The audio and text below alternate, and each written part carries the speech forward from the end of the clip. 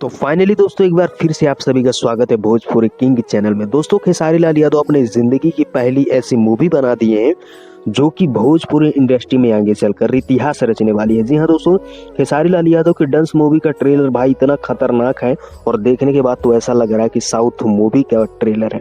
मतलब विश्वास ही नहीं हो रहा हम लोगों को कि भाई ये हमारे खेसारी भैया यानी भोजपुरी इंडस्ट्री का ट्रेलर है। सब लोग बोलते हैं कि भोजपुरी इंडस्ट्री अश्लील है। दोस्तों मैं आप सभी को बता दूं कि ये मूवी जाकर आप लोग जरूर देखना, क्योंकि इस मूवी में भाई खेसारी लाल यादव ऐसी एक्टिंग किए हैं और खेसारी भैया का चेहरा भाई बहुत ही खतरनाक लग रहा है।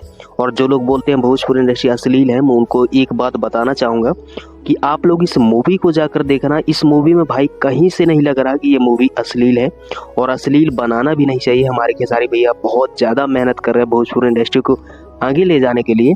और गाइस इसका ट्रेलर भाई साउथ मूवी के लेवल है। बाकी आप लोग कमेंट कीजिए भाई कैसा लगा।